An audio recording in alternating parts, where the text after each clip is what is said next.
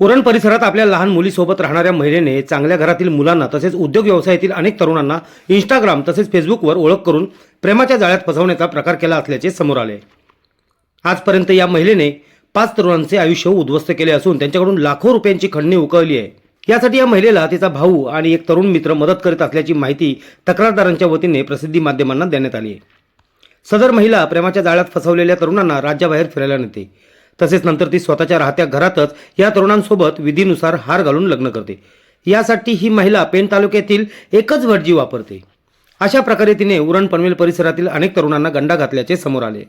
आपले इच्छित साध्य केल्यानंतर ती वेगवेगळ्या कारणाने अशा फसल्या गेलेल्या तरुणांकडून खंडणी उकळते। खंडणी न दिल्यास सदर महिला ही आपल्यासोबत गैरकृत्य केला असल्याची खोटी तक्रार करून पोलीस ठाण्याची धमकी देत असल्याची माहिती देखील तक्रारदार यांनी यावेळी दिली। सदर तक्रार मागे घेण्यासाठी खंडणीची मागणी करून ती स्वीकारल्यानंतर पोलीस ठाण्यात दिलेली तक्रार मागे घेऊन आपले उद्दिष्ट साध्य करते। याबाबत पोलीस ठाण्यात सदर महिलेने अशा प्रकारच्या अनेक खोट्या तक्रारी यापूर्वीही दिल्या असल्याचे तक्रारदारांच्या वतीने सांगण्यात आले आहे। अनेकांचे आयुष्य हनी ट्रॅपमुळे उद्ध्वस्त करणारी टोळी उरण तालुक्यात फोफावत चालली आहे, त्यामुळे तरुणांचे आयुष्य उद्ध्वस्त होत आहे। यावेळी सदर महिलेच्या कारनाम्याचे तक्रारदारांनी स्टिंग ऑपरेशन करून इतर पुराव्यांसहित पोलिसात धाव घेतली आहे। सदर महिला आपले नातेवाईक वकील आहेत असे सांगून खोट्या केसेस दाखल करण्याच्या धमक्या देऊन हे प्रकार करीत आहे।